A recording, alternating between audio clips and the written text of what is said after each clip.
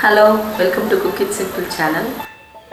இன்றைக்கி நான் ராகி போலி, கோதுமை போலி பண்ண போகிறேன். வாங்க பார்க்கலாம். ராகி போலிக்கு தேவையான பொருட்கள்: 1 கப் ராகி மாவு, 1 கப் கடலைப்பருப்பு. கடலைப்பருப்பு எடுத்துருக்கிற அதே அளவு நீங்கள் வெல்லம் எடுத்துக்கணும். ஒரு சிட்டிகை உப்பு, கொஞ்சம் நெய், பொடிச்சு வச்ச ஏலக்காய். நான் அந்த கடலைப்பருப்பை 4 மணி நேரம் ஊற வச்சுட்டு குக்கரில் 5-6 விசில் விட போகிறேன். பாருங்கள், நான் ஆல்ரெடி வேக வச்சுருக்கேன். நல்லா குழைய வேக வச்சாலும் பரவாயில்ல. இப்போ இதை நல்லா மசிச்சுக்கலாம்.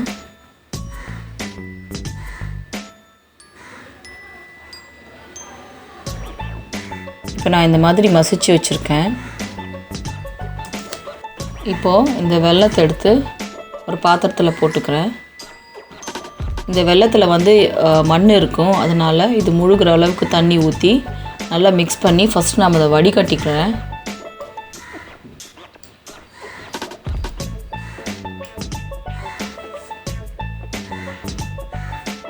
இப்போ நல்லா கரைஞ்சிடுச்சு. கரைஞ்சால் மட்டும் போதும், இதுக்கு பாகெல்லாம் எடுக்க வேண்டாம். இப்போ நான் இதை வடிகட்டிக்கிறேன்.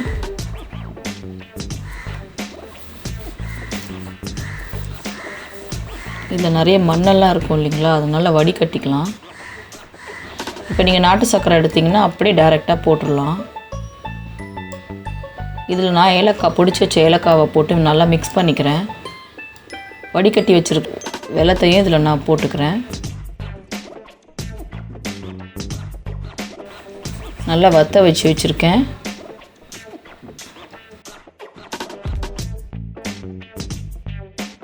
இப்போ நல்லா ஆறிடுச்சுங்க. நான் ஆற வச்சு எடுத்து வச்சுருக்கேன். இதை உருண்டை பிடிச்சிக்கலாம்.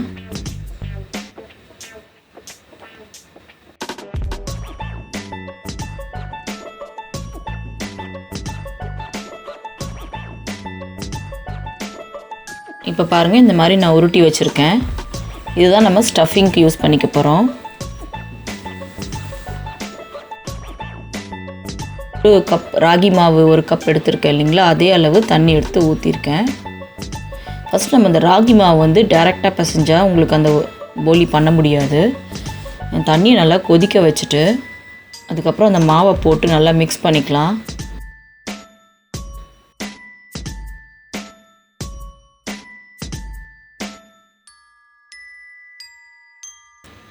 இப்போ நான் அந்த ராகி மாவை அதில் போட்டுடுறேன். இந்த சூட்டில் நல்லா மிக்ஸ் பண்ணி விட்டுக்கலாம்.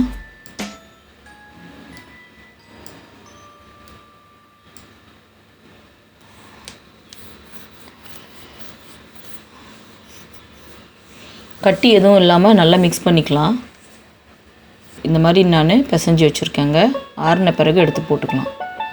இப்போ நான் அந்த ராகி மாவை உருண்டையாக பிடிச்சி வச்சுருக்கேன் பாருங்கள். இப்போது இதை கையில் எடுத்து இந்த மாதிரி குழியாக பண்ணிக்கிட்டு இதுக்குள்ளே அந்த ஸ்டஃபிங்கை நான் எடுத்து வச்சு போட்டுடுறேன்.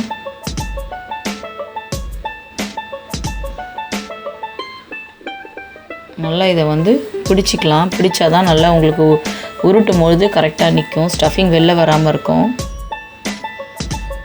இப்போ நான் இதை உருட்டிடுறேன்.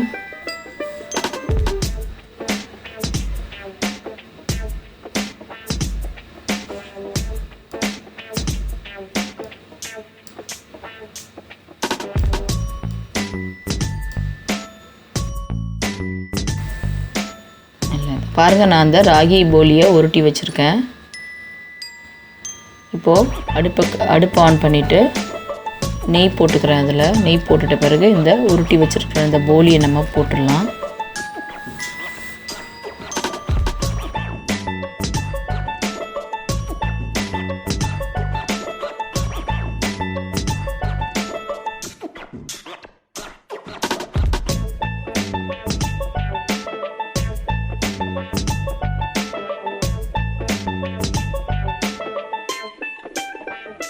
பாருங்கள், நான் ராகி போலி போட்டுட்டேன். இப்போ நான் கோதுமை போலி பண்ண போகிறேன். 1 கப் கோதுமை மாவு, அதே அளவு வெல்லம், 1 கப் கடலைப்பருப்பு, கொஞ்சம் மஞ்சத்தூள், ஒரு சிட்டிகை உப்பு, பொடிச்சு வச்சுருக்கிற ஏலக்காய்.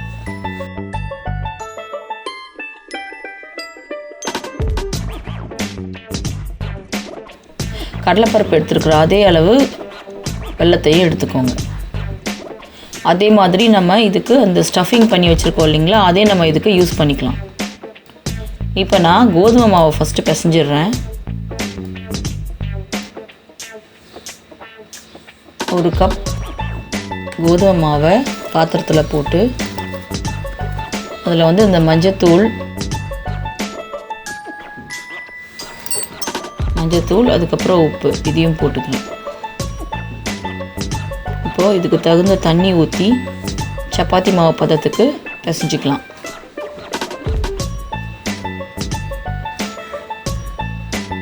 பாருங்கள், சப்பாத்தி மாவு பதத்துக்கு பிசைஞ்சாச்சு.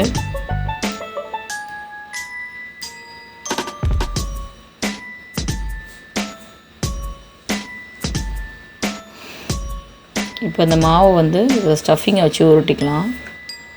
இந்த மாதிரி கையில் வந்து ப்ரெஸ் கொடுத்துட்டு ஸ்டஃபிங் எடுத்து உள்ளே வச்சுக்கலாம்.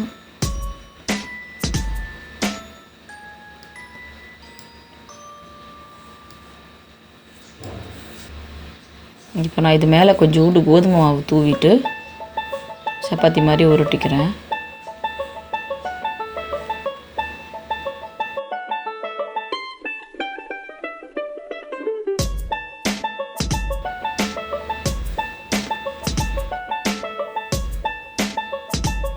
திருப்பி போட்டு லைட்டாக ரொம்ப ப்ரெஸ் கொடுக்காதீங்க, அப்புறம் உள்ளே இருக்கிற ஸ்டஃபிங் எல்லாம் வந்து வெளியில் வந்துடும்.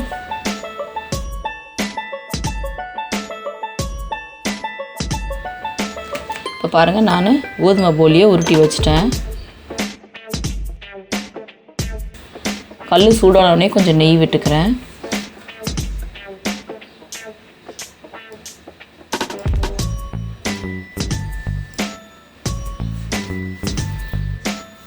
இன்னும் கொஞ்சம் மேலே நெய் போட்டுக்கிறேன். நெய் போட்டு இதை நல்லா சூடானதுக்கப்புறம் புரட்டி போட்டுக்கலாம்.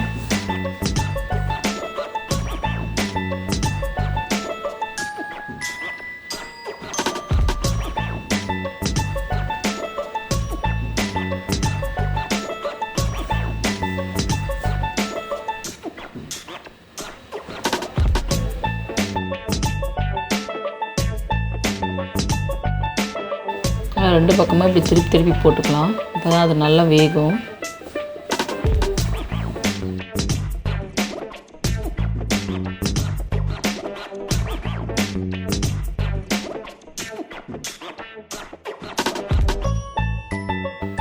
எடுத்து வச்சிடலாங்க. இப்போ பாருங்கள், கோதுமை போலி முடிஞ்சிருச்சு. வீடியோ உங்களுக்கு பிடிச்சிருந்தா லைக் பண்ணுங்கள், ஷேர் பண்ணுங்கள், கமெண்ட்ஸ் போடுங்க, சப்ஸ்கிரைப் பண்ணுங்கள். தேங்க்யூ.